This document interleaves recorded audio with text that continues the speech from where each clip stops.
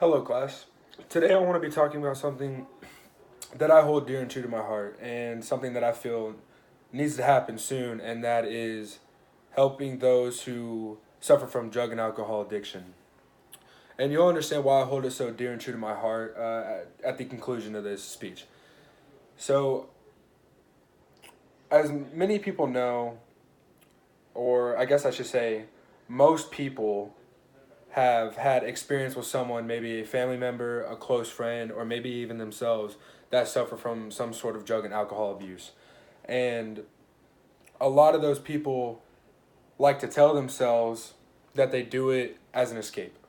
And they do that, and they can't seek help because they feel alone and they don't want to put that burden on somebody else. But I want to take the time and let people know that there absolutely is help and you do not need to be alone. That people want to be there for you. And so I want to begin by saying that people use that people use drug and alcohol as a form of escape from all sorts of different things. Not all people are the same. A lot of people have family problems. A lot of people come from abusive uh, childhoods. People have jobs that they don't want, they don't like, and they feel like at the end of the day, all they need to do and all they want to do is get high or get drunk in order to feel some sort of happiness, something that their childhood or their family or their friends or their job has taken from them, and they want to find a way to trick their brain into thinking they're happy. And a lot of people use drugs and alcohol for that very reason. Now, Kate Gold, in her article online about why people use drugs, she says that it directly affects their mind. They can distort their perception of happiness, and that is a great explanation of what I was just saying. How people need to find some sort of way to trick themselves into being happy because they cannot find it on their own, but drugs and alcohol can do that for them. And so she begins to go further into that and say that it becomes more destructive and they become less happy at the end because they get this great high, but once they keep going and going and going with that drug, they can never find it again. And so they keep digging this hole for themselves that they can never get out, or they feel like they can never get out. And now, what I want to say is that a lot of people have this mixed conception about alcohol not being a drug. Alcohol is 100% a drug, and it is the most commonly abused drug in America, with over 86 million people being affected every year. Now, people often think that it's only a certain age group of people that get affected, usually around 18 to 40s is probably the most common one. But in the statistics that I have from Dr. Hilliard on her article, is that 23% of Americans have some sort of abuse or suffer from some sort of abuse with drugs and alcohol. And in that statistic, they add people from 12 years old and up. So we aren't just talking about young adults. We're talking not even teens. We're talking kids, 12-year-old kids that we have to include in this because it affects people at that young age. And it doesn't even stop there. We have seen a growth of people in their 50s, 60s, and 70s becoming more and more abused to drugs because they get involved with more medications to keep themselves healthy, that they abuse them. And so it affects different people from all walks of life. Nobody is safe from the dangers of drug and alcohol abuse. It can affect you if you're rich, poor, third world country, first world country. It does not matter. You could have a great childhood growing up. You could have a horrible childhood growing up. We see people in all cases get addicted to drugs and alcohol. And it is shown in Hilliard's thing, in her article, that 23% of Americans over the age of 12 and up are addicted to drugs and alcohol. And of those 23, only 11 actively seek out help. Now that is extremely alarming because, we're talking just over 10% of people are seeking help for drugs and alcohol abuse.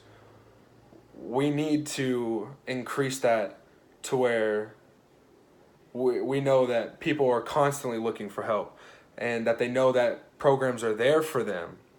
We need people to learn that drugs are not going to give them the happiness they want. It is only going to cause more and more unhappiness. And so one of the big things that I want to talk about is the effectiveness of rehabilitation centers.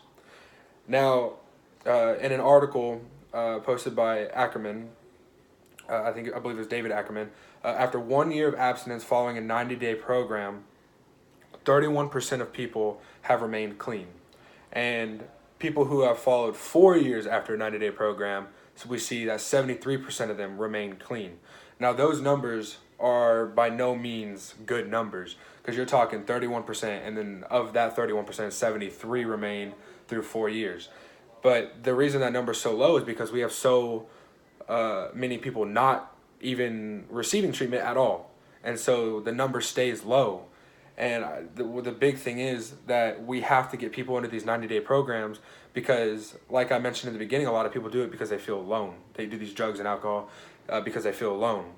But these 90-day programs give them a chance to express themselves to other people who have been through the same situation. So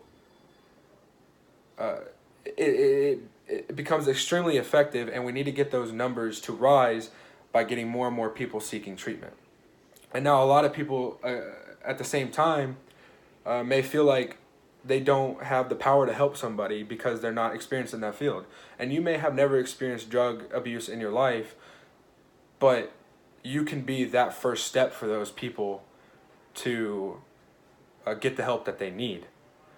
You can be the one that sets them into the right path. And I have listed a few ways to make that happen. And one is, we cannot be enablers. We have to hold these people accountable. We have to let them know that what they're doing is wrong. Second, we need to let people know that addiction is a disease, and it is something that I mentioned before that can attract to somebody no matter who they are. Third, we need to help set boundaries. If we don't have boundaries, we set these loose rules that people can find loopholes to, and they keep thinking that they can go out of their way and ignore these rules and just keep abusing drugs like they have been doing. So we need to set firm boundaries in order to make that work. Fourth, we need to encourage them to seek help. We have to actively keep talking to them, give them different options. We need to let them know that there's more than one way to get help, and let them find one that they feel would work best for them. And if that doesn't work, have plan B, have plan C, go through Z. We need to have all these plans set up for them. And lastly, we need to remain optimistic and show them what a healthy life looks like. We need to show them that not being addicted to drugs and alcohol is a good thing, that you're healthy, that you remain happy, and that they can get this help to seek happiness the right way as well. That it doesn't have to be alone, that they can also do it. And now, as I mentioned in the beginning, how this was very important to me is because on Mother's Day of 2017, I ended up losing my mom to a drug overdose after many years of her battling drug and alcohol abuse, specifically heroin and alcohol, ever since she was the age of 13. She was very quiet about it. Not many people knew what she was doing, and the ones who did were usually the ones enabling her, further showing that, enablers are making this way worse than it should be. We couldn't see what she was doing wrong, so we ignored it, and we let her continue doing what she was doing. And about 4 hours after my siblings and I left a Mother's Day lunch with her, we get the phone call that she passed away.